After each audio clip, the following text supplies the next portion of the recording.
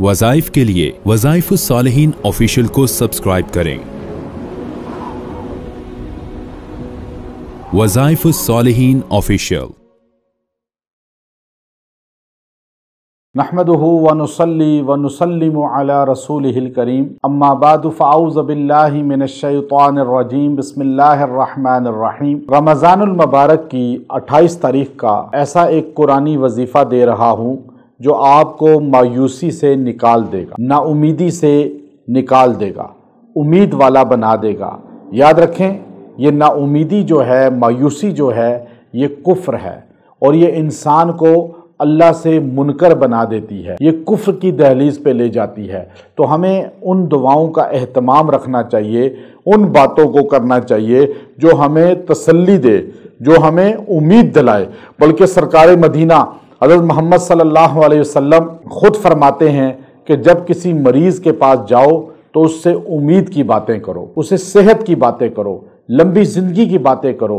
आप एक सहाबी के पास गए और वो सहाबी बहुत ही बीमार थे और वो रो कर कहने लगे, या रसूल अल्लाह सल्लल्लाहु अलैहि वसल्लम, अब बचने की उम्मीद नहीं लगती। आप अलैहिस्सलाम ने फरमाया, अल्लाह तुझे लंबी ज़िंदगी देगा और तू सेहतमंद होगा, यानी उम्मीद की बातें। अब यहाँ डॉक्टर क्या करते हैं और आमिल लोग भी क्या करते हैं कि लोगों को मायूस कर देते हैं। मेरे पास बड़ी तादाद आती है और आकर वो कहते हैं, जी हमें फ़लाँ आमिल ने बताया कि जादू एक्सपायर हो चुका है, अब आप बच नहीं सकते, और झूठ बोलते हैं। ये अक्सर नहीं, तकरीबन तमाम तबका झूठ बोलता है कि नाउमीद करना कि आपका इलाज हो ही नहीं सकता। आपको तो अब इलाज कोई नहीं है हमारे डॉक्टर के पास या आमलीन के पास, आपका इलाज कोई नहीं कर सकता, आपका जिन्नात ऐसे छिड़ गए हैं। ये सब झूठ है। आप मरीज को मौत की दहलीज पे भी देखें तो उसे कहें, अल्लाह तुझे सेहत देगा, और आप उसके लिए दुआ अमल करें। अल्लाह का फजल है, मेरे पास हजारों लोग आते हैं एक महीने में और वो नाउमीद होकर मुख्तलिफ जगहों से आते हैं।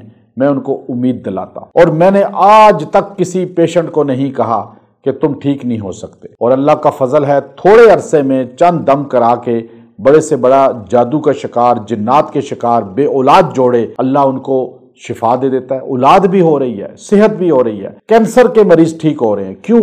मरीज आधा ठीक हो जाता है जब मुआलिज उसको प्यार से समझा कर उसे तसल्ली देता है, मायूसी से निकालता है। कुरान ने हमें मायूसी से निकाला।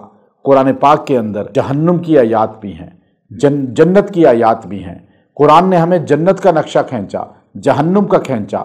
हमें बताया बेनमाजियों का ये हाल होगा, झूठ बोलने वालों का ये हाल होगा, शराब पीने वालों का ये सज़ा होगी।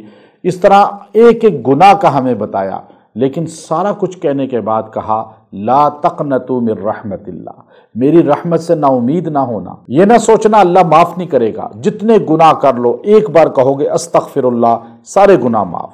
तो ये आयत करीमा आज सूरह ज़ुमर की ये 24वें पारे के जो चौथे रकू में है, शुरू में, ये हमारा वजीफ़ा है। 28 रमज़ान को आपने बैठकर 313 मरतबा ये पढ़ना है। अल्लाह का हुक्म, ला तक़नतू मिर रहमतिल्लाह, ला तक़नतू मिर रहमतिल्लाह, ला तक़नतू मिर रहमतिल्लाह। और ये पढ़ के फिर दुआ करेंगे, अल्लाह आपको मायूस कभी नहीं करेगा। अल्लाह हर हाजत पूरी करेगा, हर बीमारी, परेशानी, आफत से आपको निकालेगा।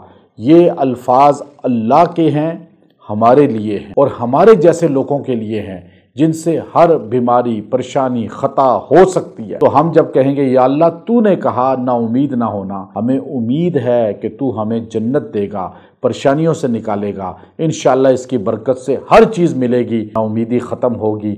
व आखिरु दावाना अनिल हम्दुलिल्लाहि रब्बिल आलमीन।